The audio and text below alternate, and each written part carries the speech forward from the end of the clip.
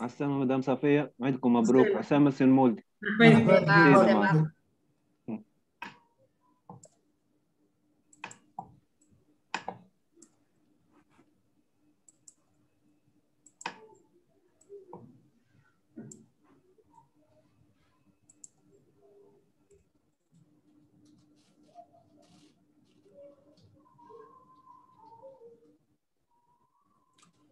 Madame, vous voyez mon écran, hein? Oui, bien sûr, il est partagé, c'est bon.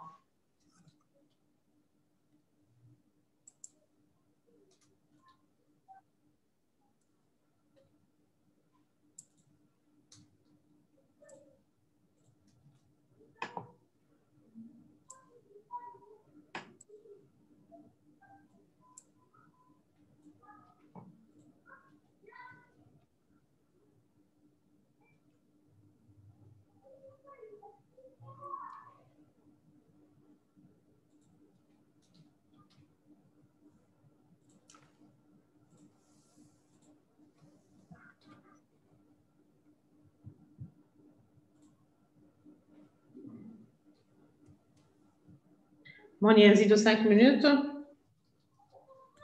اي مدام مي نزيدوا 5 minutes سي المولدي وان شاء الله اون ديمار افيغ ميجور خاطر ثم شكون في سال داتونت قاعدين يقلوا فيهم. باهي اوكي. Salle d'attente, c'est bon, les conditions تاع الكوفيد ثم تباعد ثم تباعد سي المولدي ثم موجود. لي بتي الكمامات وجيل موجود وبروتوكول كله مريقل. تعرف اللي من الصباح نحكي لولدي سبحان الله كيفاش التكنولوجيا شونج لو موند. عام 2016 مشيت للنيجر pour une matinée présenter ITIL 3 c'était c'est le même exercice mais كان في النيجر. Il a fallu presque 4 jours de voyage وتيل وطياره وفهمتوا déplacement. On n'avait pas assez de monde. Bon, on avait une quarantaine, cinquantaine de personnes maximum. Mais avec la technologie, le digital, on peut atteindre des centaines de personnes tout en restant chez lui. أي حاجة عندها les aspects positifs et les aspects négatifs. التكنولوجيا أنا personnellement ما كنتش نتصور إني نجم نعمل une formation PNP en ligne. vu qu'elle est dense ورزينة ما كنتش نتصورها تجي en ligne. au contraire en ligne كانت مريقلة وبالعكس معناها ظهرت لي خير و plus efficace. de plus madame أنت عندك le mode hybride معناها يعني تنجم تعمل en présentiel ou à distance.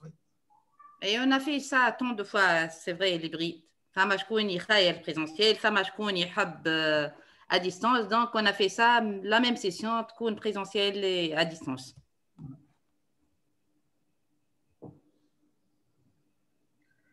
عسلامة فرح. السلام عليكم. السلام. مدام صفية. لاباس أهلا بك. لاباس. الحمد لله بدل لاباس. الحمد لله.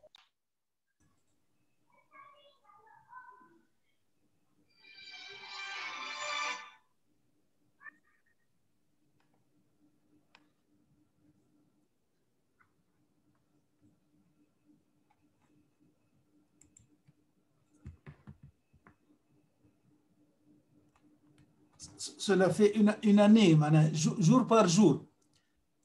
À Mnaoul, le 23 juillet, on avait un webinaire. Subhanallah, oui. Jour par jour, une année. C'était un webinaire qui حضر في الويبينار هذا. Il m'a rappelé, قال لي ça fait une année عندك le même webinaire. حتى les participants تبارك الله ماشيين ويزيدوا. Ça c'est bien.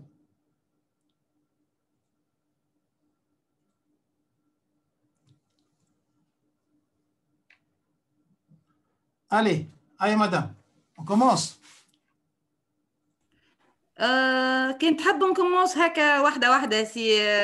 Oui, en principe, on a une introduction. بعد le vif. Allez, donc bonjour, bonsoir à tout le monde, bienvenue. Madame Safia, je vous laisse l'honneur d'introduire. Merci Simone. مرحبا بكم الناس الكل اونوري دو فوتر بريزونس. احنا سنعمل ويبينار اوتور دي تيم دو مانجمنت بروجي ولي زوتي كونكس كيما ام اس بروجيكت كيما بريمافيرا كيما جيرا. سي المولدي اقترح علينا في ديرني ويبينار انه يحضر معنا وحاجه باهيه برشا ونشكر عليها.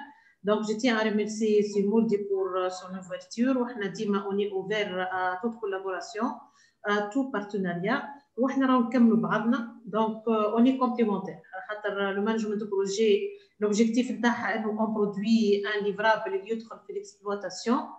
l'exploitation la gestion de service لازمها تكون حتى هي selon les bonnes pratiques les normes اللي هو utile il se charge de ça. donc si le moule dit les برشا عباد يسميوه monsieur utile tellement c'est le spécialiste absolu d'utile. donc dans un cadre de partenariat et de collaboration احنا ان شاء الله نرحبوا monsieur Mouldi ou monsieur Utile notre spécialiste qui va présenter les nouveautés d'Utile 4 et كما نقولت ونعاود c'est complémentaire avec le management de projet يكملوا بعضهم.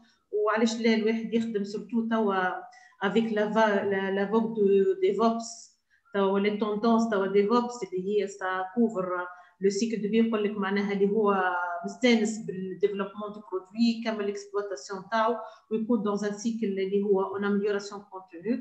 donc le projet le cycle d'exploitation ils sont complémentaires ou c'est dans ce sens que qu'on a organisé ce webinaire للمنفعه للناس الكل ويحل الافاق للناس الكل اللي هو يخدم في السيرفيس بوركوا با يكمل لي بيرفورمانس نتاعو في المانجمنت بروجي.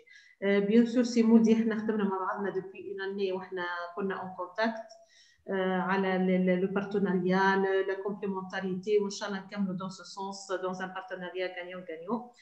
نعاود نرحب بالناس الكل ونخلي الكلمه توا لسي مولدي. تفضل سي مولدي. Merci beaucoup, madame. Est-ce que vous allez passer en live, madame, sur Facebook? Oui, en principe. Les organisateurs, en principe, ils se chargent de ça. Logiquement, c'est en live. Monia. Oui, برا معانا دونك هو اللي باللايف ان شاء الله نتعداو en live. Ok. Sur la page Facebook. Bien sûr, ان شاء الله. Allez, donc je commence. Bonsoir, merci à tout le monde. Je vous remercie encore une fois au nom de toute l'équipe de Team EITSM Tunisie d'être présent à ce webinaire qui a pour but, qui a pour objet de découvrir ensemble les nouveautés de Utile 4. Comme vous voyez, il y a Utile, il y a 4, c'est la version 4. On va voir ensemble les différentes versions. C'est quoi Utile? C'est un référentiel, ce n'est pas une norme, madame. C'est un référentiel qui contient les bonnes pratiques en matière de gestion des services IT. Voilà. Donc, je vous propose un petit menu, une introduction sur l'historique de Utile et bien évidemment sur les différentes versions, un peu le schéma de certification et on va voir le vif du sujet, quelle est la principale caractéristique de Utile 4. En fait, comme vous voyez dans le titre, Utile 4, elle préconise de mettre en place un modèle opérationnel. Tout fournisseur de services, il a besoin de définir comment il crée de la valeur à ses parties prenantes, à ses clients. C'est ça le modèle opérationnel préconisé par Utile 4. Et bien évidemment, comme tous les binaires, au cours de la présentation, vous pouvez poser vos questions avec le chat et après avoir terminé la présentation, on va essayer, dans la mesure du possible, de répondre à vos questions et à vos préoccupations. OK? Donc, c'est ça, c'est trois parties. L'échange et les réponses aux questions, on va le laisser à la fin de la présentation. Allez, je commence par la première partie, introduction. Bien évidemment, il faut présenter la société de Team avant de présenter le formateur. Voilà, de Team. Bien évidemment, ça c'est une formation publique sur le site. Elle a 4 grandes activités: les études stratégiques, le management de projet, le management de la qualité, l'intégration des systèmes d'information et de gestion des portefeuilles de projets. Bien évidemment, toute catégorie, elle est détaillée. Voilà, le détail. OK. Le formateur Mouldi Chmengi, donc je suis Mouldi Chmengi. consultant et formateur en gestion de services. Alhamdulillah, Dieu merci, à ce jour, je suis certifié le top des certifications ITIL. On va voir les différents niveaux. Le ITIL Strategic Leader, ITIL Managing Professionnel et le ITIL V3 Expert in Service Management. Je suis formateur ITIL depuis 2011. La semaine dernière, j'ai terminé la session numéro 184. 24 sessions en classe virtuelle. Et c'est le Covid qui était une opportunité pour moi pour passer en virtuel. Et le nombre de participants, il est exactement 1703. J'ai un fichier Excel. Je comptabilise le nombre de sessions et le nombre de participants.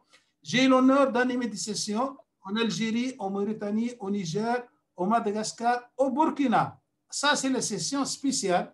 La session numéro 150, c'était l'année dernière, mars 2020. C'était la session que j'ai commencé à Ouaga et j'ai terminé en Tunisie. Donc, le 16 mars, l'année dernière, l'État tunisien a décidé de fermer les frontières. Donc, j'étais obligé de couper la session, revenir en Tunisie et j'ai terminé la session en ligne. Ils étaient 17 personnes durant 5 jours et les 17 candidats ont passé l'examen en ligne. Ils ont tous réussi. Ça, c'était un très bon exercice pour la formation en ligne. On peut réussir une formation en ligne, chers amis. Il y a quelques inconvénients, mais on peut réussir une formation en ligne et les 17 ont réussi l'examen du premier coup. Ça, c'est quelque chose qui est remarquable. Voilà. Concernant les modules animés, on va voir, ITIL, elle comporte 3 niveaux, Intermediate, Foundation, Intermediate et Expert. Donc, j'ai animé des formations en ITIL Foundation. Au niveau Intermediate, il y a différents modules, l'OSA, l'RCV, l'SOA et le Practitioner. Voilà. La liste de mes certificats. C'est un parcours qui a commencé en novembre 2006. Mon premier certificat, c'était en novembre 2006. La V3, elle a été couronnée en décembre 2013 par l'ITIL Expert. L'ITIL 4, elle est apparue, comme on va le voir, en 2019.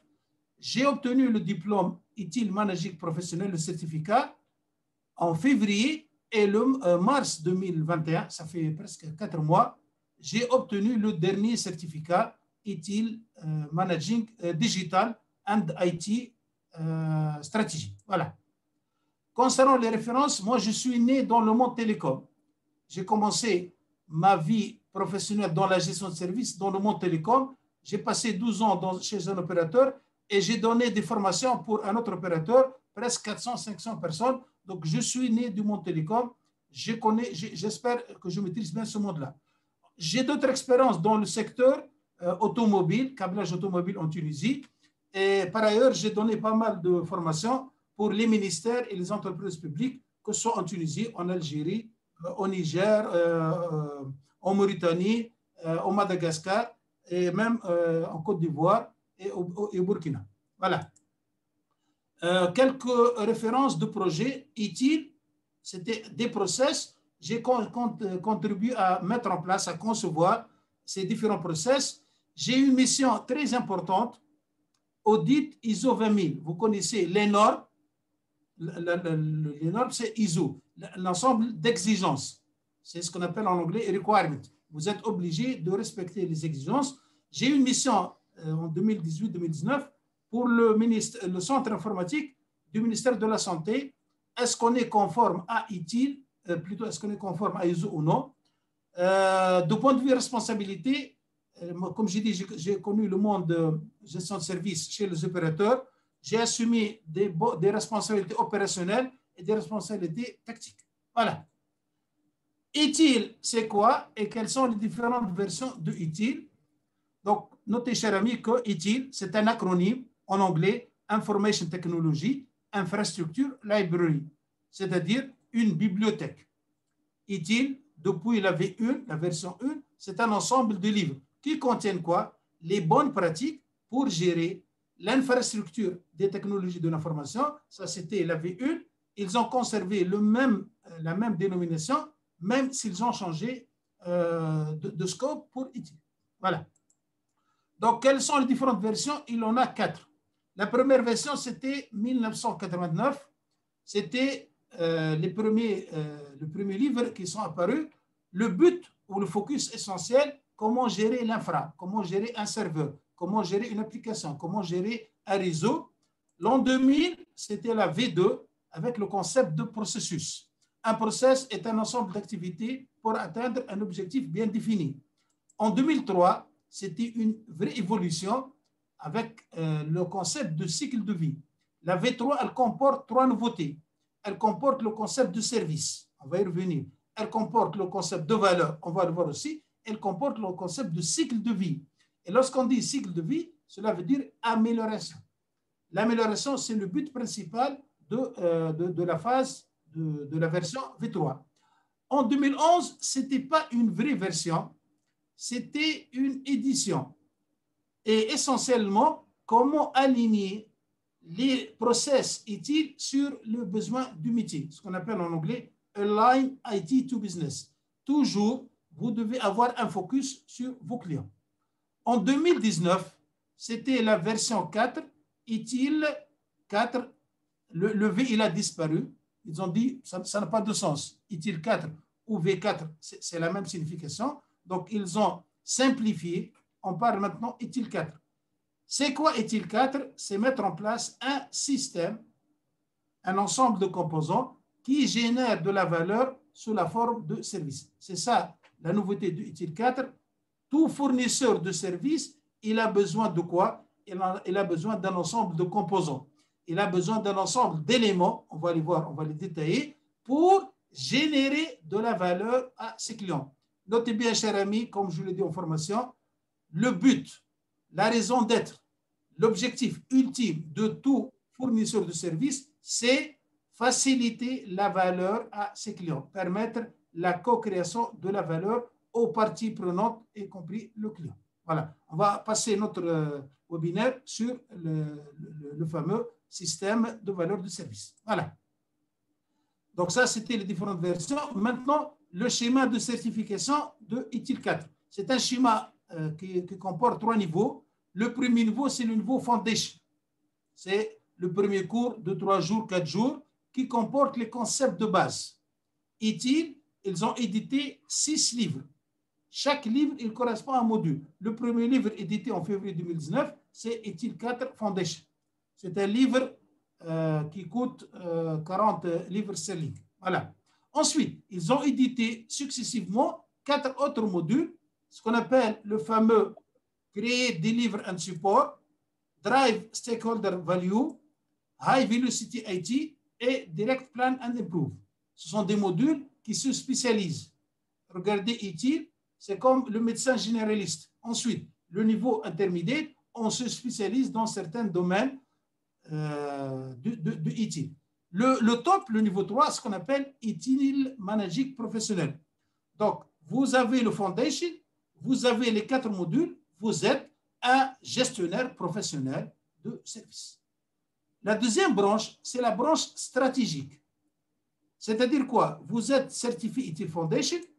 Il y a le module Direct Plan and Improve, ça c'est la gouvernance, pour bien connaître le concept de gouvernance, pour mettre en place une bonne gouvernance, c'est ce module-là qui en parle. Ensuite, on a la partie stratégique, c'est-à-dire Digital and IT Strategy. J'ouvre une petite parenthèse, comme je le fais dans le cours. Hein. J'ouvre pas mal de parenthèses qui ne sont pas dans le cours. Allez, écoutez bien ça. Toute entreprise, elle a besoin d'une stratégie. Toute entreprise, elle présente un plan d'action pour atteindre ses objectifs. Parmi la stratégie d'entreprise, il y a une stratégie digitale. C'est-à-dire quoi? Comment exploiter la technologie digitale pour atteindre ses objectifs. Ensuite, la stratégie business, la stratégie d'entreprise, elle est supportée par une stratégie digitale IT et une stratégie IT. C'est-à-dire quoi? L'IT, elle doit fixer une stratégie digitale qui va supporter la stratégie digitale business. Elle doit aussi fixer une stratégie IT qui supporte la stratégie digitale de l'IT et la stratégie digitale de l'entreprise qui fait partie de la stratégie d'entreprise. Donc tout ça, c'est pour aboutir à un module qui s'appelle Strategic Leader. C'est-à-dire quoi? Vous êtes un gestionnaire stratégique. Vous pouvez conduire et mettre en place une transformation digitale. Voilà. Donc ça, c'est le top concernant les deux branches. Un dernier module, un dernier certificat, il s'appelle ITIL Master. Jusqu'à maintenant, ça fait presque 2 ans, ITIL 4, ils n'ont pas encore annoncé comment être ITIL Master. Est-ce que c'est un examen à passer ou c'est une présentation ou des rapports? Ils n'ont pas encore dévoilé. Voilà. Donc ça, c'était le schéma de certification. Dieu merci, comme j'ai dit tout à l'heure, j'ai commencé en 2006 et maintenant, le mars de 2021, je suis ITIL Strategic Leader. J'ai clôturé tous les diplômes possibles pour ITIL. Voilà. Donc ça, c'était l'introduction. Maintenant, on va partir au vif du sujet. Donc, on a vu que ITIL, c'est quoi? C'est un référentiel de bonnes pratiques de gestion de services. Il comporte les bonnes pratiques que tout fournisseur de services en a besoin. C'est-à-dire quoi, un fournisseur de services? C'est une organisation qui fournit des services basés sur l'IT, IT Enabled Product and Services. Donc, toute organisation qui utilise les technologies de l'information pour fournir un service à un client, ITIL lui donne les bonnes pratiques, les meilleures pratiques pour faire ça. Entre parenthèses, ce document-là, il comporte à peu près 32 diapos. Et il y aura un document PDF. Vous pouvez demander d'obtenir ce document-là. De type, bien évidemment, pour les gens qui sont inscrits pour ce webinaire ou qui souhaitent obtenir le document PDF, vous pouvez laisser votre adresse mail et on va vous envoyer le document PDF. Okay? Ensuite, si vous avez des questions, vous pouvez les poser au fur et à mesure. S'il vous plaît, désactivez vos caméras et vos micros. OK? Ça sera mieux pour la connexion. OK. Donc, je continue. ITIL, comme vous avez vu, elle a connu différentes versions. La V1, c'était comment gérer l'infrastructure IT. La V2, on a évolué un peu vers la gestion de processus. La V3, on ne parle plus d'infra, on ne parle plus de process, on parle de service. Le client, il vient chez nous pour acheter un service. C'est quoi un service? C'est une définition, question d'examen. C'est un moyen, un service, c'est un moyen qui permet de faciliter les résultats souhaités par le client. Lorsque le client obtient les résultats souhaités, il a obtenu la valeur. Je vous donne un exemple très simple. Le billet d'avion. Le billet d'avion, c'est un livrable. C'est quelque chose qu'on achète, c'est une agence. Quel est le résultat souhaité? C'est le voyage. Pour moi, en tant que client de l'agence de voyage, le résultat souhaité, c'est de voyager. Donc, le billet, le service transport, c'est un moyen, il me permet d'atteindre les résultats. Comment créer de la valeur à un client? C'est ça ce qu'on appelle le modèle opérationnel. Donc, un modèle opérationnel, c'est une description comment tout fournisseur de services va créer de la valeur pour ce client. Donc, la nouveauté de ITIL 4, elle est là. Dans ITIL V3, on parlait des process. On parlait des cycles de vie. Il n'y a pas quelque chose de stratégique. Il n'y a pas ce qu'on appelle un modèle opérationnel. En anglais, on appelle ça operating model. Une petite parenthèse. Toute entreprise, elle a une stratégie. Toute entreprise, elle a un business model. Le business model, il comporte pas mal de clauses, entre autres, le modèle opérationnel. Comment? Il répond à la question, comment les différentes parties du système, de l'organisation vont travailler en synergie pour créer de la valeur au client. Donc, la question, elle est là, c'est bien de connaître comment quelles sont les activités, comment vous allez travailler pour créer de la valeur à vos clients. Donc, est-ce qu'on va travailler en étage? Le management, il est là-haut, il est dans un univers séparé et les employés, ils sont au bas. ou le modèle préconisé par ITIL qui est là. C'est un modèle assez complet. Écoutez bien, hein, moi je connais différentes versions ITIL. Avant, on avait des process, il n'y a pas quelque chose qui relie tous les éléments. Maintenant, avec la 4, on a une bonne visibilité. Tout fournisseur de services, il a besoin de mettre ça en place. S'il a les aptitudes nécessaires pour gérer tous ces composants, il va réussir. Maintenant, le défi avec le digital, il y a des sociétés qui vont disparaître, il y a d'autres sociétés qui vont naître et qui vont occuper le marché. À cause de quoi, plutôt grâce à quoi ils vont réussir, c'est bien évidemment s'ils ont ce modèle qu'on appelle dans ITIL 4 un système de valeur de service. Donc la nouveauté de ITIL 4, c'est mettre en place un modèle opérationnel qui fait partie du business model d'une organisation. Le modèle opérationnel préconisé par ITIL, il est comme ça. Donc c'est un modèle qui comporte 5 éléments. On va revenir. Hein. J'ai une demande exprimée par un client.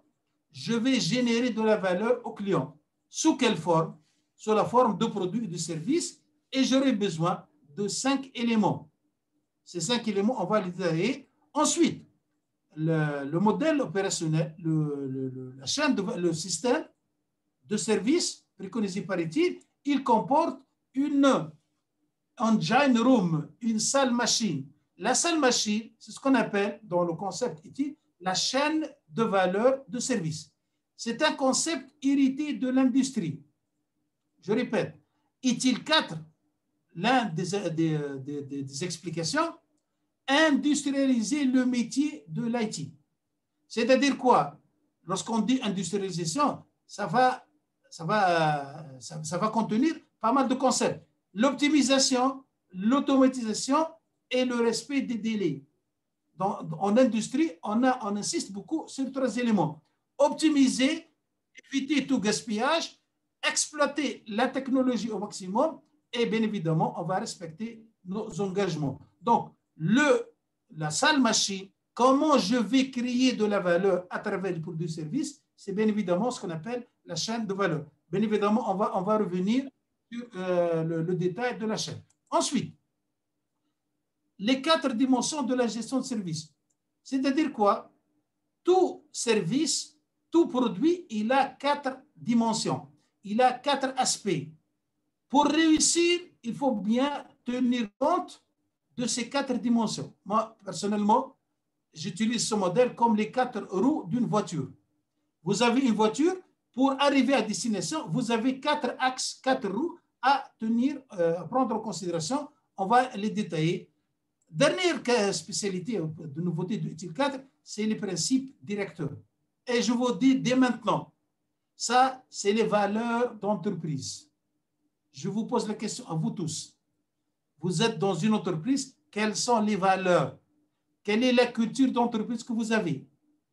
Comme a dit la semaine dernière un des participants, toute entreprise a besoin de MVV, mission, vision et valeur. ITIL 4, elle nous dit, et j'espère bien que vous allez suivre les différents modules, vous allez constater un élément important. Si on a des valeurs partagées, si on a une culture, on peut réussir. Tout le système, il est basé sur les principes directeurs, sur la valeur, sur les valeurs partagées dans une entreprise. Si on a une culture de collaboration, comme a dit tout à l'heure madame, avec le concept du DevOps, si on a cette culture, on peut réussir. Si chacun travaille dans son propre coin, on ne peut pas réussir. Une des valeurs, c'est trust and be trusted. C'est-à-dire quoi? Donner confiance aux autres et obtenir la confiance des autres. C'est un climat qui est sain. Si on veut réussir, on devrait bien évidemment mettre en place ces principes directeurs, cette culture d'entreprise. Voilà. Donc ça, si on veut dire c'est quoi ITIL 4, ce sont ces 4 éléments, le système, la chaîne, les 4 dimensions et bien évidemment les principes directeurs. Voilà. Donc maintenant, on va détailler dans la mesure du possible. Ce n'est pas un cours. Le cours détaillé, c'est 4 jours, mais aujourd'hui, on va juste donner un aperçu bref par rapport à ces éléments-là. Voilà. On commence par utile 4, c'est quoi? Mettre en place un système de valeur de service. Un système, c'est un ensemble de quelque chose qui va générer de la valeur. Allez, on commence. J'ai une demande exprimée par un client, par une partie prenante. Je suis fournisseur de service. Je reçois une demande où il y a une opportunité sur le marché. Par exemple, le Covid, c'était une opportunité pour pas mal d'entreprises. Donc, cette demande ou cette opportunité, elle va déclencher les activités du système. Donc, l'opportunité ou la demande, c'est une entrée externe. Elle déclenche les activités du système. Quelle est la sortie du système? C'est la valeur. C'est quoi la valeur? Allez, notez bien, ce sont les bénéfices, l'utilité et l'importance perçue par un client. C'est-à-dire quoi? Je vais fournir de la valeur à l'aide de quoi? De produits et de services. C'est ça le rôle d'un fournisseur de service. Je reçois une demande, je vais fournir un service, c'est-à-dire un moyen qui va permettre au client d'atteindre les résultats souhaités. Donc, la valeur pour le client, c'est quoi? C'est les bénéfices. Si vous allez me fournir un moyen pour atteindre mes résultats, ça constitue de la valeur pour moi. Donc, je répète, il y a une opportunité, une demande exprimée par le client, elle va déclencher les différentes composants du système. La sortie du système, c'est la valeur, c'est les bénéfices. Entre parenthèses, hein. La raison d'être de tout fournisseur de service, c'est la création de la valeur. Si le client a obtenu le résultat souhaité, il va être satisfait. S'il n'arrive pas à atteindre les résultats, pour lui, il n'a pas une bonne perception. C'est pour cela la définition de la valeur, c'est les bénéfices, l'importance et l'utilité perçue. La valeur, elle dépend de la perception du client. Voilà. Donc, je vais générer de la valeur à l'aide de produits et de services. Quelle est la chaîne de valeur où je vais produire, où je vais préparer les services? C'est ce qu'on appelle dans la chaîne de valeur. C'est quoi la chaîne? Regardez ici, c'est un ensemble d'activités. On va le voir tout à l'heure. Tout fournisseur de services, il a besoin des activités clés qu'il va faire. Par exemple, je reçois une demande pour générer un rapport. Je vais comprendre le besoin. Je vais lancer la sélection des données. Je vais préparer le rapport. Je vais remettre au client. Ça s'appelle quoi? La chaîne de valeur. Comment je crée de la valeur pour le client. Ensuite, tout fournisseur de services, il a besoin de principes directeurs. Voilà, ça c'est la chose la plus importante. J'ai bien insisté tout à l'heure. Tout fournisseur de services, il a besoin d'une culture d'entreprise. Il a besoin de valeurs partagées entre les éléments, entre le personnel, entre les parties prenantes du fournisseur de services. Si on partage ces valeurs, on pourra réussir. Si on n'a pas les bonnes valeurs, on ne peut pas réussir. Ils sont en nombre de 7, on va les voir tout à l'heure. Donc, le fournisseur de services, il a besoin de la chaîne. Entre parenthèses, ce terme-là, il est hérité de l'industrie. Lorsqu'on parle en industrie, on parle d'une chaîne. La chaîne de production. En Haïti, on a besoin d'une chaîne de production. On a besoin de ces activités pour produire le produit, le service souhaité. Ensuite, un critère important de réussite, c'est la gouvernance. Comme dans pas mal d'organisations, si on n'a pas les bons moyens pour diriger, pour contrôler une organisation, on ne peut pas réussir. Ça, c'est une règle universelle. Si vous avez les bons moyens, de la bonne visibilité, si vous n'avez pas de conflit d'intérêt, si vous n'avez pas de conflit de responsabilité, vous allez réussir. Un bateau, il ne peut pas avoir plusieurs pilotes. Il faut avoir un seul premier responsable qui dirige le bateau. Donc, la gouvernance, c'est comment fixer la direction. Quelles sont les lois, quelles sont les politiques. Elles comportent l'évaluation, elles comportent la surveillance et, bien évidemment, définir les bonnes règles. Toujours pour les gens qui connaissent éthyle V3, on parlait de matrice RACI. Le matrice RACI, c'est le qui fait quoi. Donc, toute entreprise, toute organisation, elle a besoin d'une bonne gouvernance. Si on ne réussit pas, peut-être nous avons un problème de gouvernance. Donc ça, c'était le troisième composant. Le quatrième composant, ce sont les pratiques. J'ouvre une petite parenthèse sur ce concept de pratique. Dans éthyle 4, on ne parle plus de process.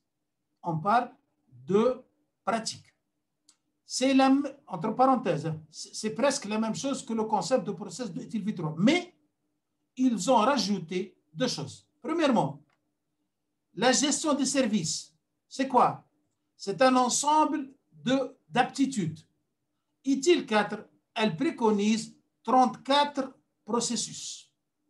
éthyle 4, elle préconise de mettre en place 34 types de ressources.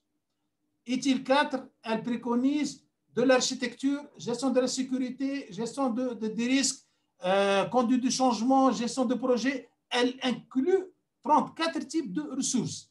Qu'est-ce qui fait la différence entre les fournisseurs de services? Ce sont les pratiques. Quelles sont les ressources que vous disposez et comment vous gérez vos ressources? La gestion des services, c'est comment contrôler les ressources, comment coordonner les ressources et comment déployer des ressources. Le service management, c'est ça.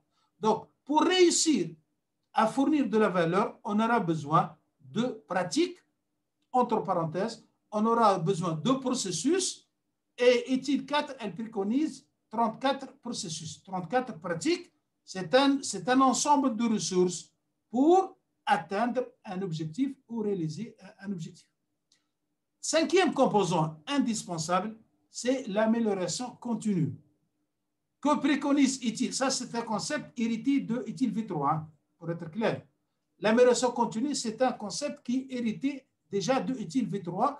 On avait le concept de roue de Deming. Vous connaissez le cycle de vie de éthyle V3. C'est quoi? C'est un ensemble de phases. La stratégie, la conception, la transition, l'exploitation et l'amélioration continue. On a besoin de s'améliorer en permanence. L'amélioration continue, comme vous voyez, c'est une activité récurrente.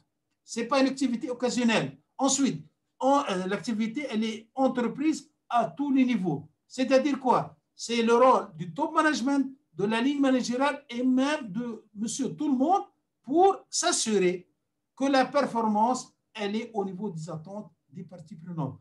On doit se remettre en cause en permanence. Chose que je dis pour les gens qui ont suivi avec moi la formation, chers amis, mettez-vous en cause en permanence. Posez-vous la question, est-ce que je peux mieux faire? Peut-être il y a des choses que je n'ai pas bien fait, mais qu'est-ce que je peux améliorer dans la prochaine itération? Vous vivez, ou les gens qui vivent dans un monde concurrentiel, ça c'est un élément important. Et éthyle 4, elle préconise un modèle d'amélioration continue en 7 étapes. Voilà. Donc ça, c'est quoi? Ça, c'est le système. Donc je répète, éthyle 4, elle a de la clarté de vision. Vous êtes fournisseur de services. De quoi vous avez besoin? Quel est votre modèle opérationnel? Comment vous allez créer de la valeur? C'est en mettant en place ce système-là. Autrement dit, si votre client n'est pas satisfait, c'est-à-dire il n'a pas perçu de la valeur, vous lui avez fourni un service, mais il n'est pas content, il n'a pas atteint les résultats, ou il a dit, ça, c'est pas important. J'ai dépensé de l'argent, mais je n'ai pas atteint mes résultats. Ce service-là, il m'a présenté des risques. Qu'est-ce qu'il faut? Il faut mettre en cause ces 5 éléments. Est-ce que vous avez une bonne culture d'entreprise? Est-ce que ce n'est pas un problème de gouvernance? Est-ce qu'il n'y a pas un conflit d'intérêts? Est-ce que chacun d'entre nous, comme ça existe dans pas d'entreprise, il jette les ballons aux autres, ou chacun préconise que c'est dans son scope et il assume la responsabilité? Est-ce qu'on a la bonne chaîne de valeur? Est-ce que les activités sont optimisées?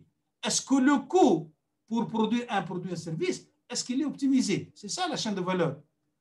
Dans le monde d'industrie, les clients, par exemple, moi je connais le monde de câblage automobile. Il y a pas mal de sociétés qui font le câblage. Ils vendent à le taux horaire combien ça coûte le taux horaire. Si vous avez des activités optimisées, vous pouvez être concurrentiel. Si votre client n'est pas satisfait, vous devez peut-être mettre en cause votre chaîne de valeur. Ensuite, est-ce que vous avez les bonnes aptitudes? Comme je dis tout à l'heure, est-ce que vous avez les bonnes pratiques? Est-ce que vous avez une bonne gestion des changements? Est-ce que vous avez une bonne gestion des incidents? Est-ce que vous avez une bonne gestion des effectifs? Tout ça sont des éléments importants pour réussir.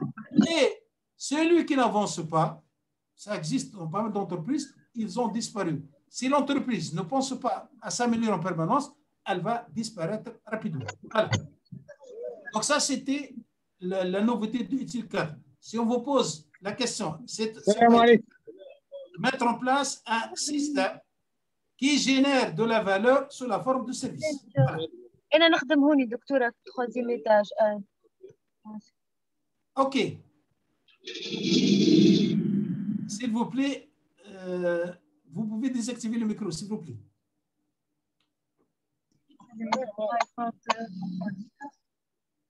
Voilà. Allez, je continue maintenant. On va faire un focus sur le cœur du système. On a dit quoi? Le système, il a 5 éléments. Le cœur du système, ce qu'on appelle dans le jargon utile, l'engine room. C'est-à-dire quoi? La salle machine. Mais avant de voir la salle machine, juste on va voir un peu les principes directeurs. On appelle ça en anglais guiding principles. C'est quoi un principe directeur? C'est une recommandation. Utile nous conseille, nous recommande d'appliquer, de se comporter de cette manière-là. Donc un principe directeur est une recommandation qui peut guider une organisation en toutes circonstances. Combien de principes directeurs préconise Utile 4? C'est 7 principes. C'est-à-dire quoi? À quoi je dois penser? Le premier principe, privilégier la valeur. Comme je dis à l'introduction, la raison d'être de tout fournisseur de services, c'est créer de la valeur à ses clients. Créer de la valeur, c'est les bénéfices, c'est les résultats à moindre coût et à moindre risque. Toujours pensez à privilégier la valeur à vos clients. Le deuxième principe, je vais lancer un nouveau projet. Utile nous recommande d'évaluer l'état actuel. Toujours, nous savons une situation. Allez-y, évaluez. Est-ce qu'il y a quelque chose qu'on peut réexploiter? Si oui, faites-le. Autrement dit, n'essayez pas, ne pensez pas à tout effacer et commencer from scratch. Ça, c'est une mauvaise pratique. Utile 4, elle nous propose, elle nous encourage à essayer d'exploiter ce qui existe et qui peut être réutilisé. J'ai oublié tout à l'heure de dire, et je le dis maintenant, que Utile 4, la question que vous pouvez vous poser, Utile 4 et les autoréférentiels, quelle relation entre eux? Une relation de concurrence ou de complémentarité? Je vous dis clair et net, Utile 4, elle a essayé d'intégrer les bonnes pratiques chez les autres référentiels. Dans le monde de gestion de service, il y en a beaucoup. Il y en a pas mal de modèles. Il y en a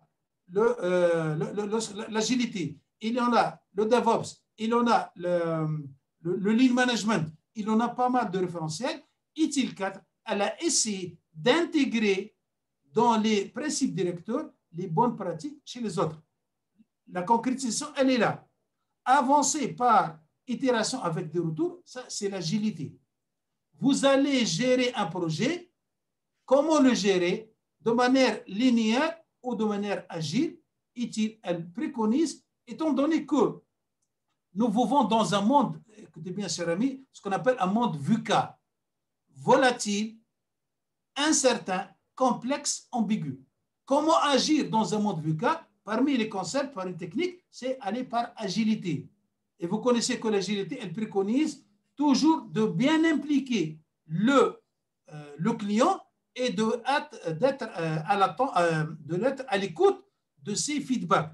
Avancer par itération avec des retours. C'est ça le principe de l'agilité. Donc, Utile 4, elle intègre les bonnes pratiques des autoréférentiels dans Utile. Bien évidemment, ça c'est l'agilité la plus simple, mais je suis en présence des gens qui sont beaucoup mieux placés pour moi pour en parler d'agilité. Le quatrième principe directeur, ça c'est le DevOps.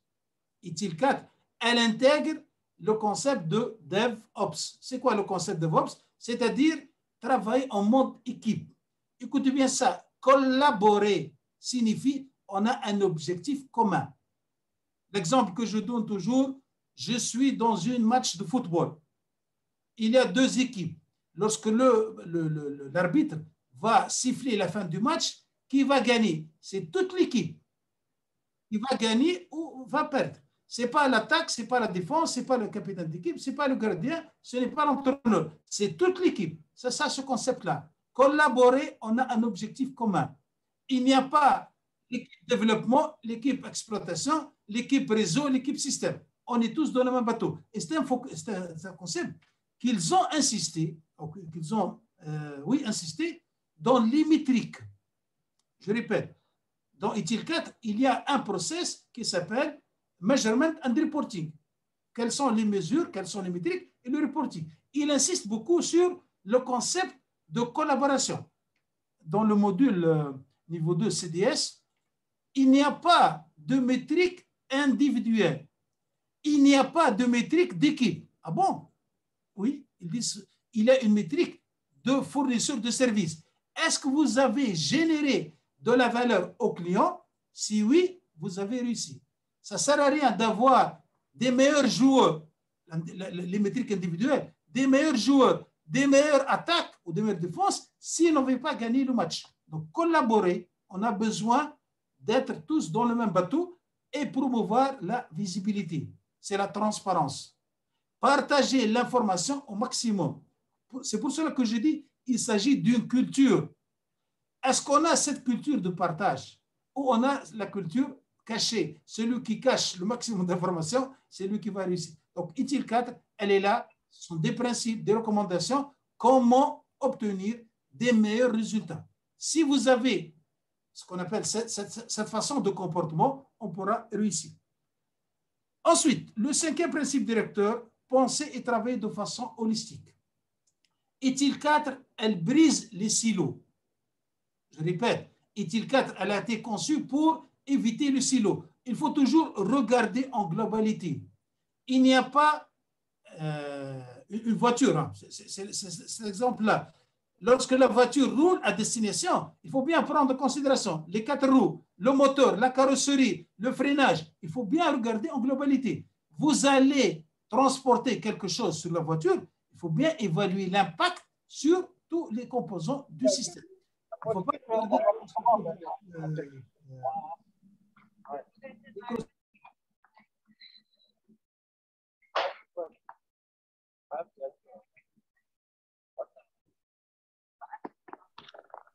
Allô? C'est bon? Allez, je reprends. On s'excuse de cette micro-coupure. Donc, je répète. Penser et travailler de façon holistique, il faut regarder dans la globalité. Chaque aspect d'un service, il faut regarder dans la globalité. Par exemple, hein, je prends l'exemple, le Covid et la vaccination. Pourquoi il a vu un incident en Tunisie le premier jour de l'Aïd? Est-ce que cette campagne de vaccination elle a été évaluée dans la globalité ou ils ont oublié quelques concepts? On va le voir tout à l'heure avec les 4 dimensions pour voir qu'est-ce qui a cloché, qu'est-ce qui n'a pas bien marché pour réussir cette campagne de vaccination. Malheureusement, elle a été mauvais écho et j'espère bien qu'on va rattraper ça. Allez. Ensuite, le 6e et l'avant-dernier principe directeur, opter pour la simplicité et rester pratique. L'idée, c'est quoi? Keep it simple. Toute activité qui ne fournit pas de la valeur, éliminez-la.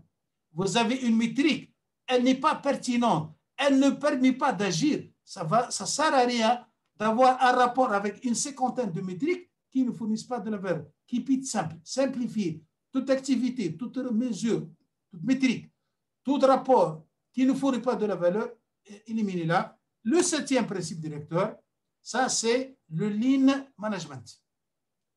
Optimiser, c'est-à-dire quoi optimiser? éviter tout gaspillage. Dans le jargon utile, c'est un concept hérité de Lean Manufacturing. Le Lean, il a été inventé par Toyota et le Six Sigma Motorola. Voilà, ce sont qui ont inventé ce concept. C'est-à-dire quoi? Avoir juste. Éviter tout gaspillage. Allez, gaspillage de stock, gaspillage de mouvement, gaspillage de coûts, gaspillage de qualité, gaspillage de déplacement. Gaspillage il a 6 ou 7 types de gaspillage à éviter. Donc, optimiser au maximum et finalement automatiser. C'est-à-dire quoi? Exploiter la technologie. De nos jours, la technologie, elle permet d'automatiser pas mal de tâches. ITIL 4, elle nous encourage vivement à automatiser certaines tâches qui peuvent être automatisées. C'est, en 2 mots, industrialiser l'ITIL. Voilà. Donc ça, c'était les 7 principes directeurs. Et comme j'ai dit, c'est la culture. Si on a cette culture, si on a ces valeurs partagées, on pourra réussir. Maintenant, je vais aller ce qu'on appelle l'engine room, la salle machine. Tout fournisseur de services, il a une usine qui prépare les produits et services. C'est ça, ce modèle. C'est un modèle conceptuel qui préconise, je suis fournisseur de services, je reçois une demande de la part d'un client. Bien évidemment, dans le cours, on va en détail des exemples. Quel est le déclencheur? C'est une demande exprimée par un client. Que peut demander un client? Il peut demander changer un mot de passe. Il peut demander une nouvelle application.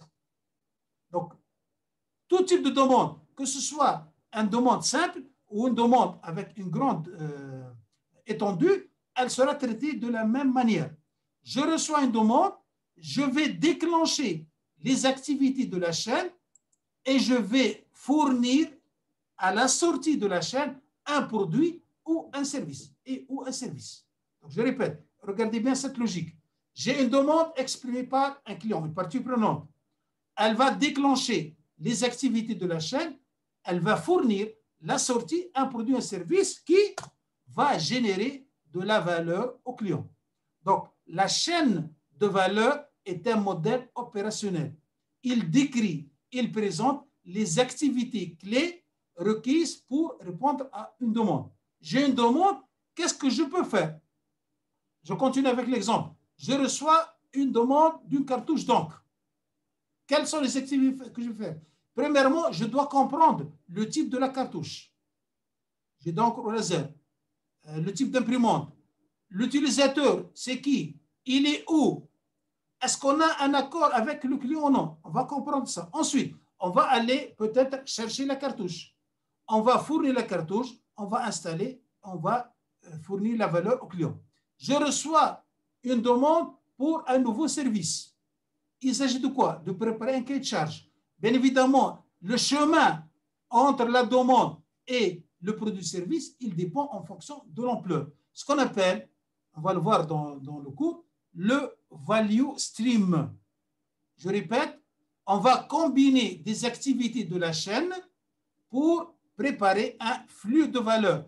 Un flux de valeur, c'est un ensemble d'étapes qui sont exécutées pour satisfaire une demande. Voilà. Donc, je répète, ça c'est vraiment, dans le cours, on voit plus en détail.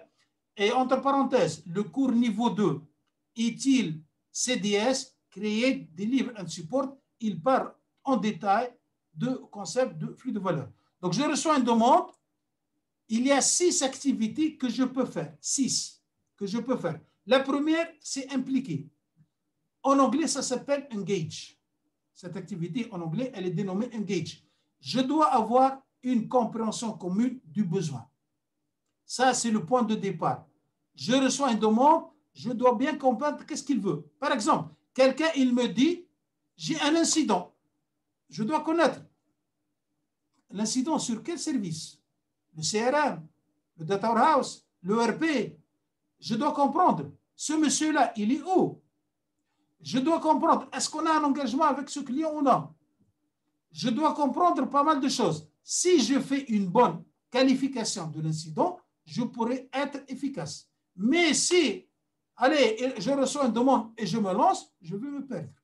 Deuxième cas, le client demande un nouveau service. Par exemple, hein, maintenant en Tunisie, ça devient la mode. Ça va devenir la mode. Les agences bancaires digitales. Il y a pas mal de banques qui ont ce projet-là. C'est-à-dire quoi? Le citoyen ne va plus se déplacer à une agence. Tout va être digitalisé. C'est un besoin qui n'est pas facile. Je dois bien comprendre, comme vous connaissez, préparer le cahier des charges des besoins fonctionnels. Donc, avant tout, je dois bien comprendre. Et c'est le but de cette activité impliquée. Je continue. Si j'ai un nouveau besoin, dans le cas d'une agence digitale, agence bancaire digitale, je dois faire de la planification. Ici, le terme planification, planifier, en anglais plan, c'est l'aspect stratégique. Je dois bien comprendre ce nouveau besoin par rapport à la vision d'entreprise. Est-ce que ce besoin, il est conforme à la vision d'entreprise? Est-ce qu'il va contribuer à atteindre la vision de l'entreprise? Est-ce que j'ai les ressources nécessaires pour le faire ou non? Je reçois un besoin, peut-être je n'ai pas assez d'argent, je n'ai pas assez de services, je n'ai pas assez de ressources, je n'ai pas assez de compétences. Tout ça, il se fait dans l'activité planifiée. Ils ont appelé comme ça. Moi, c'est la phase stratégie. C'est la V3. C'est ici qu'on prend une stratégie. Go, no go. On reçoit une demande, on va évaluer par rapport à la vision, par rapport à l'état actuel de nos services, de nos produits, de nos ressources et par rapport à la direction de l'amélioration. Dans un monde idéal, la phase stratégie, elle peut aboutir à non, je ne continue pas, elle peut aboutir à go. Je vais partir à l'activité suivante, conception et ou transition. En anglais, ça s'appelle design and transition. Je vais définir, écoutez bien ça, l'architecture du nouveau service. C'est un nouveau concept qui est dans ITIL 4, c'est le concept d'architecture. Je dois définir l'architecture de mon service. Je dois définir le modèle du service. Je dois définir les principales composants. La transition, elle va concrétiser le modèle qui est défini. Donc, je répète, je définis une architecture, ensuite, je vais réaliser, je vais concrétiser l'architecture que je vais définir. Tout ça s'appelle la conception et la transition. Bien évidemment, dans chaque activité, il y a des process, il y a des pratiques qu'on va utiliser. Ici, la pratique qui innove dans ITIL 4, architecture management. Tout ce qui est architecture, il est défini dans cette étape-là. Tout ce qui est planification, high level, il est défini à ce niveau-là. Tout ce qui est gestion de la capacité, gestion de la continuité, c'est un travail de conception. La transition, c'est la concrétisation. J'ai des plans, je les concrétise, je les mets en place. Et bien évidemment, ici, la complémentarité entre ITIL et les autres référentiels, que ce soit DevOps, que ce soit l'agilité, tout ça, ça se complète. Donc, ce sont les mêmes pratiques, mais chaque référentiel, il les regroupe de sa propre manière. Voilà. Parfois, j'aurai besoin d'acquérir, j'aurai besoin de construire. Quelle activité va faire ça? C'est l'activité obtenir ou construire. Obtenir dans le sens, je vais fournir le composant de service qui répond aux spécifications. Je prends un exemple. J'ai besoin d'un serveur avec telle caractéristique. Donc, l'équipe achat, c'est elle qui va acheter le serveur qui répond aux caractéristiques définies. Construire, je vais développer un module applicatif. C'est l'application construire. Je vais développer un réseau. Je vais développer une connexion VPN. C'est l'activité construire. La cinquième activité, fournir et ou soutenir. Ça, c'est l'exploitation. Pour les gens qui connaissent déjà V3, ça, c'est la phase exploitation. Je répète, ici, impliquer, j'ai compris le besoin, planifier la stratégie, conception et transition, et maintenant, je fournis le service au client et je le soutiens. En anglais, ça s'appelle Deliver and Support. Je vais délivrer le service au client et je vais le supporter. Ça, c'est le monde opérationnel. C'est le quotidien de tout fournisseur de services. Est-ce que la chaîne de valeur s'arrête à ce niveau-là? Non. on va commencer une dernière activité, c'est améliorer. Améliorer signifie quoi? Une fois j'ai fourni le produit au client, j'ai fourni le service au client, je me pose la question, est-ce que le client est satisfait ou non? Regardez ici. Une fois j'ai fourni le produit service, je vais demander au client, cher ami, est-ce que vous êtes content ou pas? S'il n'est pas content, je vais me poser la question, qu'est-ce que je dois améliorer? Je dois améliorer les activités, je dois améliorer le produit ou le service, je dois améliorer les documents entre les différentes activités, je dois améliorer toutes mes activités ou non? C'est la remise en cause permanente. Voilà. Donc ça, c'était quoi? La chaîne de valeur de service. Donc je répète en 2 mots. Un fournisseur de service, il a d'une usine, ce qu'on appelle la salle machine. Regardez le grand bateau, ils ont une salle machine. C'est là qu'on va créer, qu'on va préparer les produits et services qui vont générer de la valeur au client. Voilà. Un dernier aspect, j'espère que je suis toujours dans le temps. Voilà, juste, je vais essayer d'accélérer un peu, juste 10 minutes maximum. Hein. Donc, je vais bien essayer d'être un peu rapide. Oui, allez, je passe 5 minutes sur les 4 dimensions et 5 minutes sur les pratiques. Allez, écoutez bien ça, cher ami. Les 4 dimensions, pour moi, c'est les 4 roues d'une voiture. On ne peut pas réussir une conduite d'une voiture si on ne prend pas en considération ces 4 dimensions. Je suis fournisseur de services, je vais fournir un produit ou un service qui va générer de la valeur. Je dois prendre en considération les 4 aspects. Ça, entre parenthèses, c'est un concept qui existait déjà dans ITIL V3, ce qu'on appelle les 4 P de la conception. Quelles sont ces 4 dimensions? La première dimension, organisation et personne. Est-ce que j'ai bien les bonnes méthodes d'organisation? Est-ce que j'ai bien les bonnes méthodes de communication, d'autorisation? Est-ce que j'ai une ambiance, la culture d'entreprise, elle est là? Est-ce que j'ai une culture de collaboration ou non? Ensuite, la dimension humaine, la dimension people. Est-ce que mon personnel, il est suffisant en nombre? Est-ce qu'il est assez compétent? Ça, ce sont 2 concepts très importants. Entre parenthèses, ITIL 4, il introduit en plus de concepts Customer Satisfaction. Ça, on connaît, hein? Tout le monde, il parle de Customer Satisfaction. ITIL 4 a introduit un deuxième concept, Employee Satisfaction. Est-ce que l'employé, il est satisfait ou non? C'est dans cette dimension. Donc, il faut bien gérer la dimension humaine en nombre et en compétences adéquates. Et bien évidemment, tout ce qui est gouvernance, tout ce qui est communication, il est là. Ensuite, la deuxième dimension qui est indispensable, c'est la formation et la technologie. C'est une dimension combinée. Est-ce que vous avez une base de connaissances? Est-ce que vous protégez votre information? Est-ce que vous avez des partages? La connaissance, qu'est-ce qu'elle permet? Elle permet 2 choses, d'améliorer l'efficacité et de prendre les bonnes décisions. Est-ce que vous avez un bon catalogue d'employés, de services, de fournisseurs, de produits? Est-ce que vous avez ces bonnes informations-là? Le deuxième élément, c'est bien évidemment la technologie. De nos jours, la technologie, elle prend beaucoup d'espace. Est-ce que vous avez les bons moyens de communication? Est-ce que vous avez les bons moyens de surveillance, de supervision?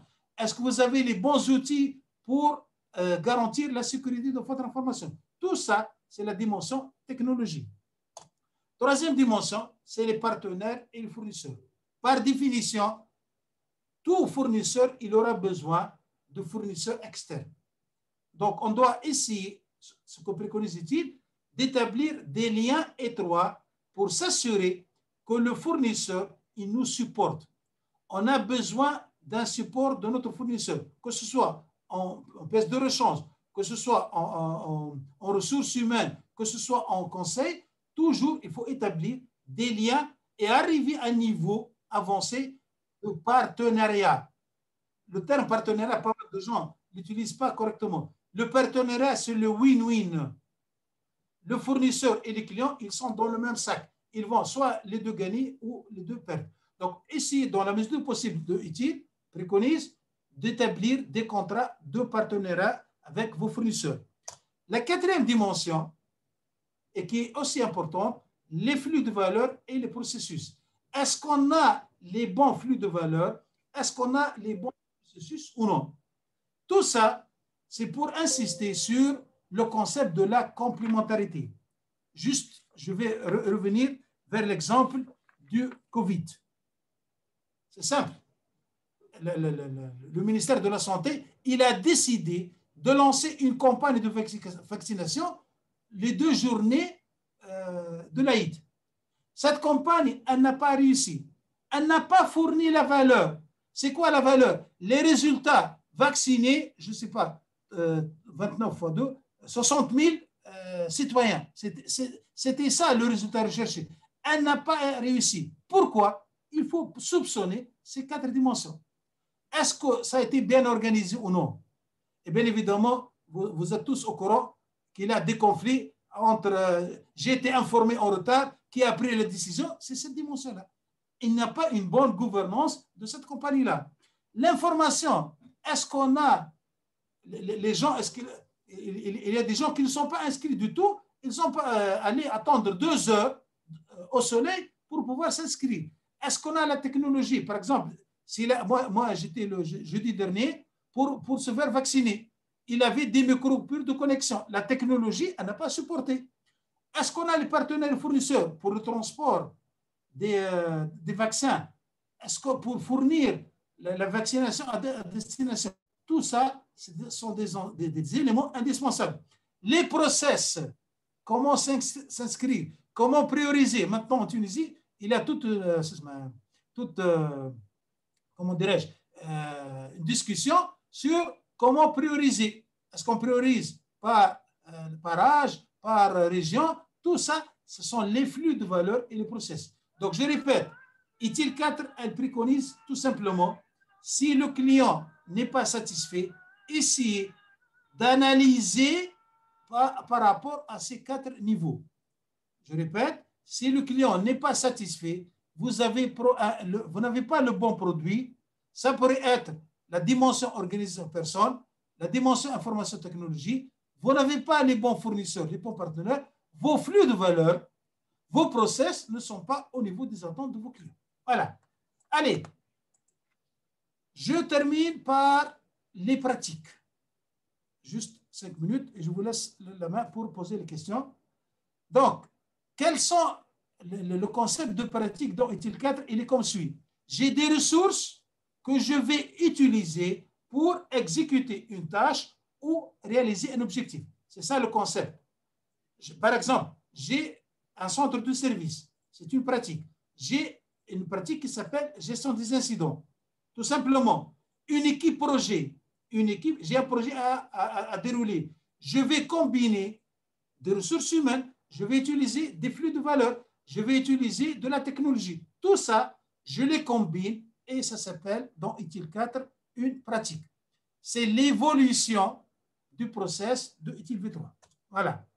Combien de pratiques préconise ITIL 4? Elle préconise 34 pratiques. Donc, on va les voir. Il y a 14 pratiques de gestion générale, 17 pratiques de gestion de service et 3 pratiques de gestion technique.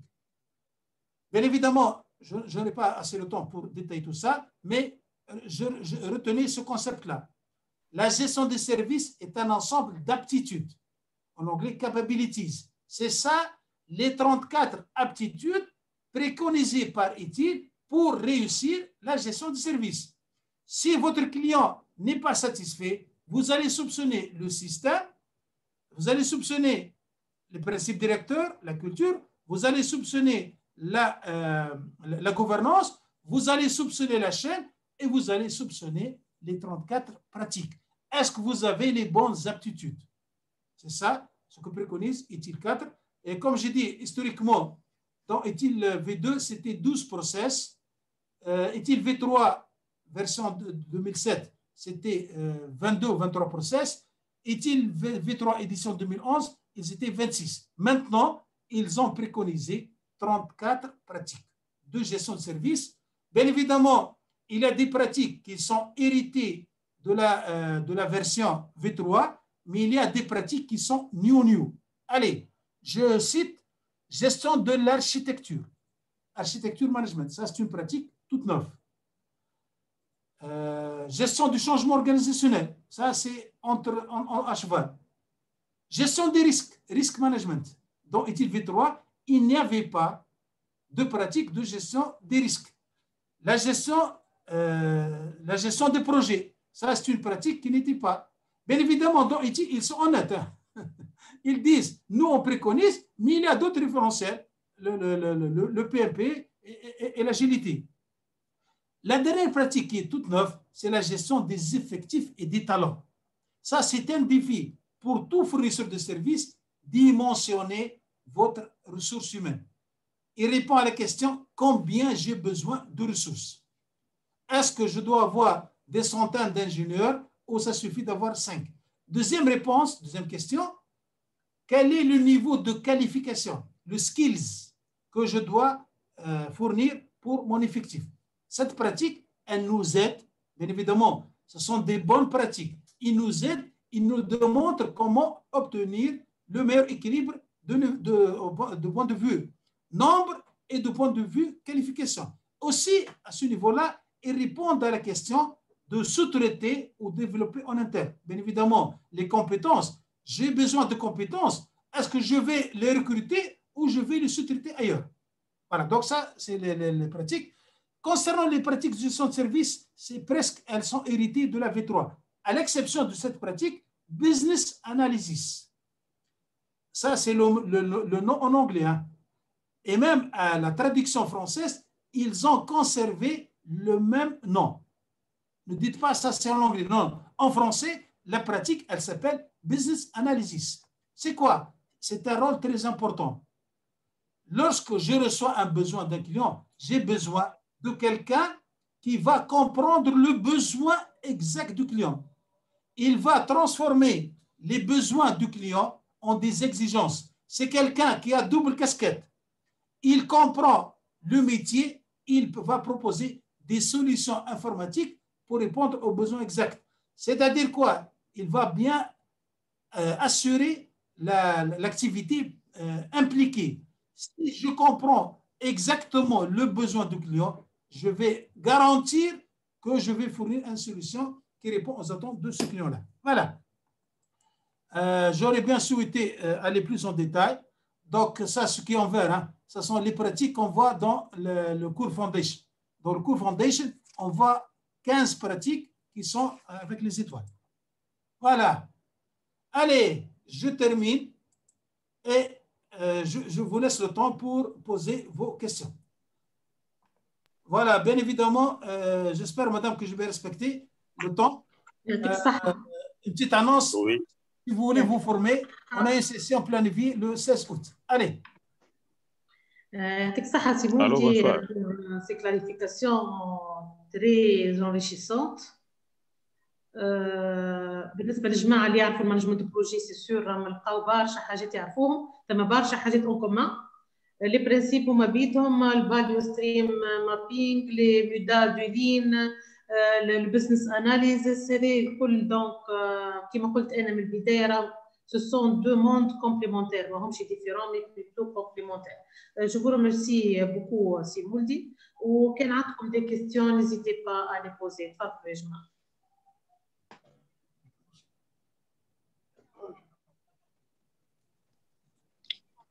Oui, allô, bonsoir. Bonsoir.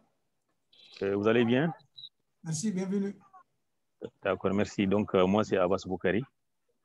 Effectivement, je suis très ému, monsieur le conférencier, mais quand même, le temps était très peu. Si on pouvait avoir vraiment un temps pour relancer cette formation, ça permettra aux autres quand même de tirer profit. Et vraiment, je vous remercie hein, pour l'instant. Effectivement, j'avais des questions, mais le temps était très peu. Et je vous remercie vraiment. Monsieur Abdé, désolé si on a parlé en arabe. Non, non. On n'a pas parlé en arabe. Ah, moi, je suis strict.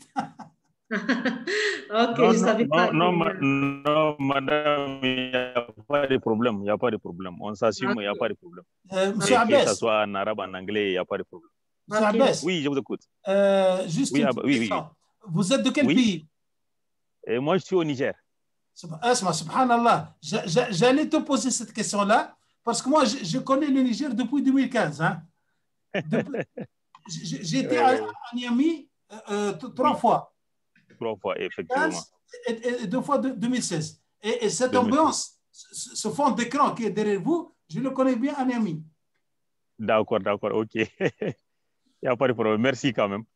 On pourra, bien évidemment, avec madame, on pourra bien organiser un webinaire. Vous pouvez vous-même convenir. On pourra organiser un webinaire. Peut-être. Voilà. Vraiment, un peu costaud quand même. Ok. Que ça, Ok. voilà. D'accord, merci. Une Je laisse aux formation. autres vraiment de s'exprimer. Ok. Ouais. Merci.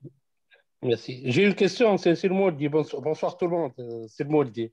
Bonsoir. Mourad, bienvenue, Mourad. Mourad, ما حكيتليش بربي على je vais parler en français au niveau de fournir et soutenir. Oui. C'est le service après-vente. Ça correspond au service après-vente. Le soutenir, c'est le service après-vente. Fournir, c'est la livraison. Ah, voilà, c'est ça. Je passe l'exploitation. Je fournis la connexion. Ça, c'est fournir. Il y a un incident de connexion, je soutiens. Donc, c'est une activité combinée, fournir et ou soutenir.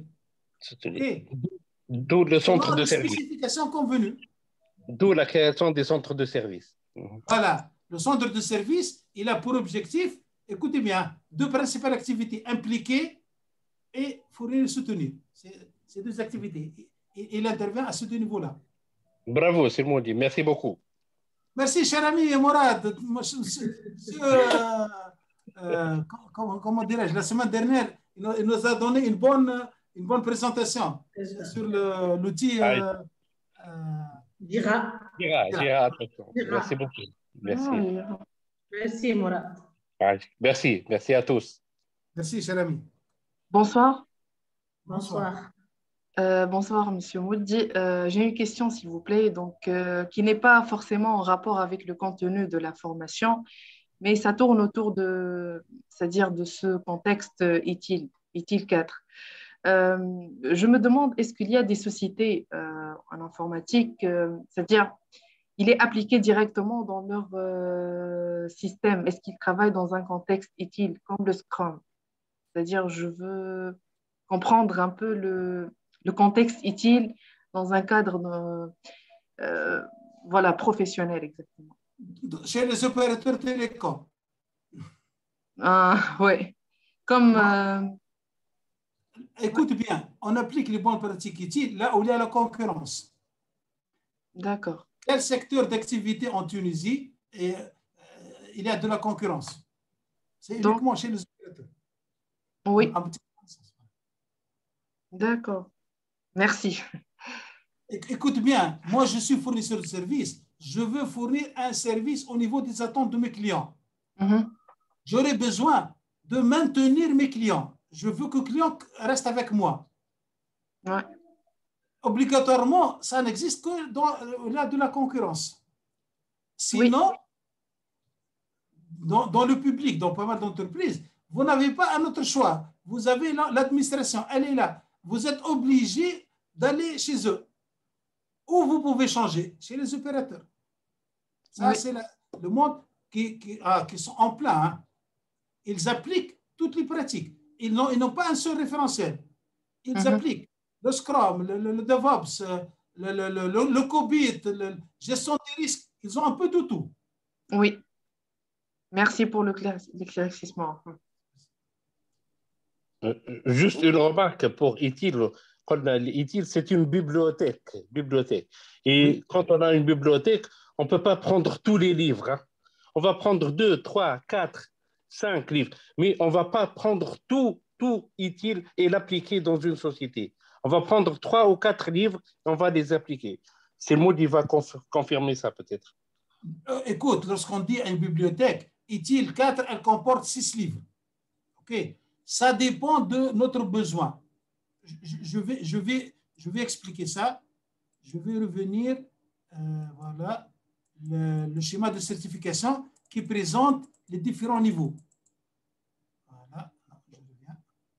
Voilà le schéma de certification. Voilà. Voilà. Ce schéma-là, il présente les 6 livres. Le Foundation, c'est de base. Hein. Voilà, c'est ça le livre ITIL Foundation. C'est le livre de base. Il comporte tous ces concepts-là. Ensuite, quel est mon besoin? En fonction du besoin, il y a un des 5 modules intermédiaires. Créer, deliver and support.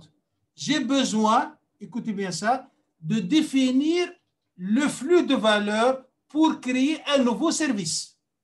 Je reçois une demande, une nouvelle application. Quelles sont les étapes? Quelles sont les activités? Quelles sont les ressources? Quels sont les contrôles que je vais utiliser? C'est ce module-là, Create, Deliver. J'aurai besoin de créer un flux de valeur de support. Je vais définir un process gestion des incidents. C'est Create, Deliver and Support. Bien évidemment, ce module-là, il préconise de prendre en considération les 4 dimensions. Quel est le niveau de compétence nécessaire? Il est défini dans ce module-là. Donc, le premier besoin, j'ai besoin de définir des flux de valeur. Ça, c'est le module-là. Deuxième module, Deliver and Drive Stakeholder Value. Ça, c'est un module, écoutez bien ça, il traite le Customer Journey.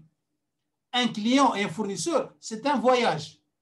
Il commence par l'exploration et il ne se termine jamais jusqu'à là de l'autre va rompre le contrat. Comment gérer le voyage du client, de l'exploration à la négociation, à la signature, l'onboarding et tout ça. Ici, le concept design thinking, il est là. On en parle dans ce module-là. Comment gérer la relation client de bout en bout. Ça, c'est le module numéro 2. Le High Velocity IT. C'est quoi? C'est l'IT à haut débit. C'est les produits et les services digitaux. J'ai besoin de mettre en place des services digitaux. C'est ce module-là. Ce module-là, il préconise une autre culture. Hein. Si vous vous rappelez bien, tout à l'heure, j'ai dit trust and be trusted. Le concept, il insiste beaucoup. Dans le concept de High Velocity IT, comment faire tourner l'IT à haute vitesse? Dans le monde digital, il n'y a pas de SLA. Dans le monde digital, il n'y a pas IT et business. Il y a une seule équipe digitale. Elle est constituée de personnel de l'IT et de personnel du business. Il n'y a pas de SLA. Il n'y a pas des murs entre le business et l'IT. Ils sont tous là. Ils vont fournir un service digital. Le quatrième, Direct Plan and Approve, c'est la gouvernance. Rappelez-vous bien, on a dit le deuxième composant du système, une bonne gouvernance. Comment fixer les bonnes directions? Comment éviter les conflits d'intérêts? Comment définir le scope de contrôle de chacun d'entre nous? Nous sommes dans une organisation, chacun d'entre nous doit connaître son scope de contrôle. C'est-à-dire quoi? Sur quoi il est responsable. Il doit aussi connaître son scope d'influence. Planification. Comment faire une bonne planification? Comment fixer une bonne stratégie? Improve. Comment améliorer le service? Et on voit dans ce module-là le modèle d'amélioration continue préconisé par ITIL. On voit aussi la pratique gestion du changement organisationnel, ce qu'on appelle OCM. Ça, c'est une pratique qui existe un peu partout. Tous les référencés parlent de ça. Vous allez mettre en place un nouveau service, il faut faire une bonne conduite du changement qui commence par la sensibilisation, la formation, l'adhésion et la gestion de la résistance. Ça, c'est ce module-là. Le dernier module, ça, c'était le livre hein, Digital and IT Strategy. Il a été édité en juin 2020, même pas une année, un mois. Comment fixer une stratégie digitale IT? Comment fixer une stratégie IT qui va supporter la stratégie digitale de l'IT et la stratégie digitale de l'entreprise. Voilà. Donc, bien évidemment, en fonction de votre besoin, vous allez suivre un ou ces modules. Si vous êtes, comme moi, fou d'ITIL, vous allez suivre tous les modules et j'espère bien, je serai le fameux ITIL Master. Voilà. Allez, à vous. Madame, vous pouvez voir sur le site, peut-être il y a des questions sur la page Facebook. Bonsoir. Bonsoir. Je suis Z Pro depuis le Niger, ingénieur analyste programmeur. Comment? Je suis Z Pro depuis le Niger. Bienvenue. Je n'ai pas très bien suivi la 19e page de la présentation. 19e page, oui. Ça va, Néami? Oui, bien même. Le fleuve, le grand fleuve. Ça va, le grand fleuve? Affirmatif. Le grand hôtel, ça va? Vous êtes invité. La musée nationale, oui, Inch'Allah. Ah, Inch'Allah. Ah, j'aurai un grand honneur de revenir. Hein. Allez, voilà, ça c'est une photo qui pose la question. Moi, je suis fournisseur de services. OK? J'ai un client. Comment je vais créer de la valeur à mes clients? Comment je vais fonctionner? Soit en mode, regardez ici, je vais essayer d'agrandir un peu la photo. Je peux faire un zoom. Non. Oui, je vais faire un zoom. Voilà. Voilà, regardez. Donc, j'espère, il y a l'ancien modèle. Voilà. Il y a le mode management qui est là-haut et les employés qui sont au-dessous. Est-ce que c'est ça le modèle qui est nécessaire, qui est utile pour générer de la valeur? Bien évidemment, sinon. On ne doit pas s'organiser, on ne doit pas travailler de cette manière. Le meilleur modèle, c'est celui-là. C'est un modèle qui comporte plusieurs étages qu'on a détaillés dans les autres dépôts. On a parlé du système. Voilà, je vais annoter. Donc, on a parlé du système. Donc, on a une opportunité. Tout ça, c'est le système. OK? On a parlé de la chaîne de valeur. C'est bien évidemment ces 6 activités. On a parlé des 4 dimensions. Bien évidemment, tout ça, on doit les combiner. Donc, un bon fournisseur de services, il doit définir ces 3 niveaux. Hein. C'est une représentation à 3 niveaux. Le système, le cœur et les 4 dimensions de la gestion du service. Si vous avez un bon système qui est synchronisé, vous allez réussir. Si le client n'est pas content, je reviens, si le client n'est pas content, il faut analyser. C'est-à-dire le client n'est pas content, il n'a pas reçu la valeur. Ça pourrait être quoi? Le produit ou le service. Ça pourrait être les activités de la chaîne. Ça pourrait être les pratiques. Ça pourrait être la gouvernance. Ça pourrait être les principes directeurs. Et on pourra analyser par rapport aux 4 dimensions. Voilà.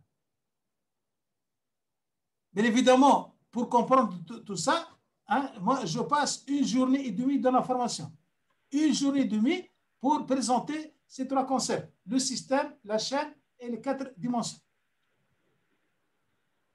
Allez, c'est bon? Oui, c'est bon. Merci bien quand même. Merci, merci.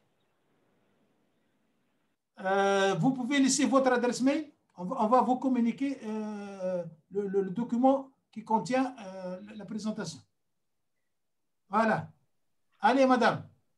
C'est bon? Oui. Oui, c'est bon. Comme ça. Voilà. S'il n'y a pas d'autres questions. Merci beaucoup. C'était très clair. Merci beaucoup.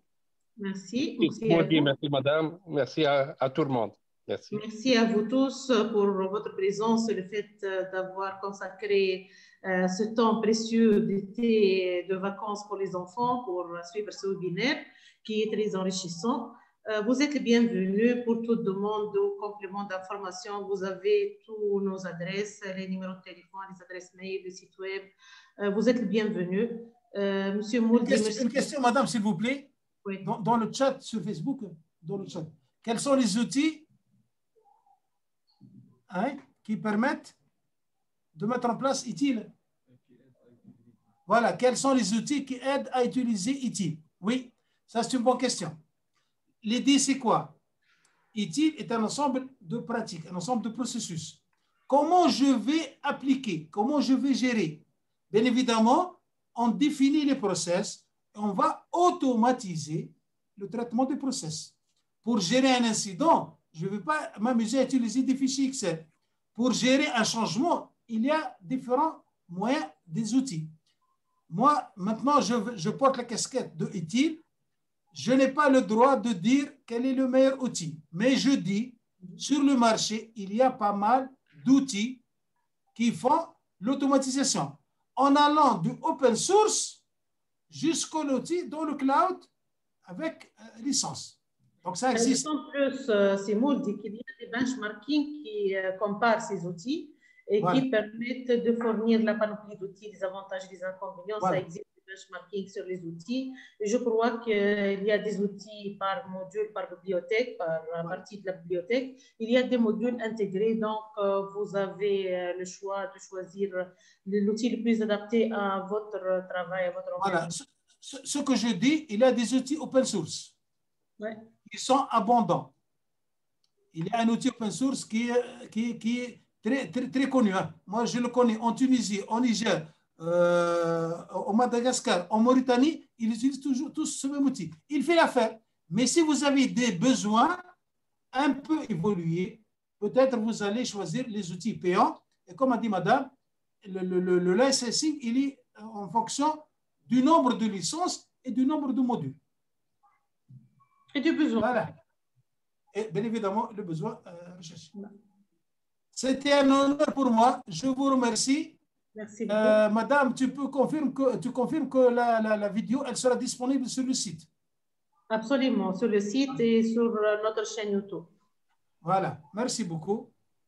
Merci. Je vous remercie. Je vous laisse, madame. Merci, Simoud Yatik Saha. Bravo, bravo, bravo. Ok, merci. Merci. Vraiment, on était trop contents de vous avoir. Cher ami Abbas, je pense, si vous voulez, on pourra organiser un autre webinaire. On convient sur la date. Ce sera un plaisir pour moi pour le faire. Hein. En 2016. Il y a des gens qui ont levé la main, comme Roger, je crois qu'il y a des questions. Est-ce qu'on a le temps de répondre ou bien vous... Oui, officiellement, la démo, elle est finie, mais je suis encore disponible. Allez, il y a des questions, madame? Roger, est-ce qu'on peut avoir les contacts de M. Moudi? Bien évidemment. Bien évidemment. Vous avez, on va partager sur déjà, il existe sur la première page de la diapo, je crois. Oui, elles sont sur la dernière diapo. Voilà. Vous allez l'obtenir dans le fichier PDF. Hein. Voilà le PDF que je vais vous envoyer. Vous allez le trouver. Écoutez, hein, c'est simple. Hein. Tapez ITIL Tunisie formateur, vous allez trouver Moudi Chloudi. On a dit depuis le début que M. Moudi est appelé ITIL. Donc, cherchez M. ITIL, il est bien connu. Allez, madame, il y a des questions? En principe, c'est bon. Voilà. Je vais aussi voir. Au revoir tout le monde. Bonne nuit. Bonne soirée. Au revoir, madame. Merci à vous aussi. Merci à tous. À la prochaine. À la prochaine. Merci beaucoup. Bravo les coachs. Merci beaucoup. D'organiser des webinaires très fréquemment. Donc, à la prochaine fois, Inch'Allah. Vous avez d'autres webinaires, madame, dans d'autres sujets? C'est l'occasion. Inch'Allah.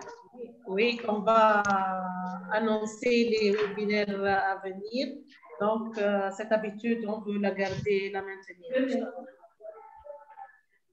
Merci beaucoup. À bientôt. À très bientôt. Moudi, bravo et Yatik Saha. Merci beaucoup pour les coachs et pour Moudi. Oui, merci, merci. Vous avez fait un bon travail. Hein. C'est un bon design, une bonne compagnie. C'est bien. Merci à l'équipe d'organisation aussi pour le travail l'organisation très bien faite.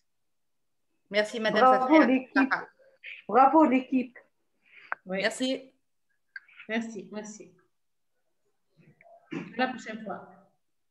À la prochaine, merci. Bonne nuit. Bonne nuit.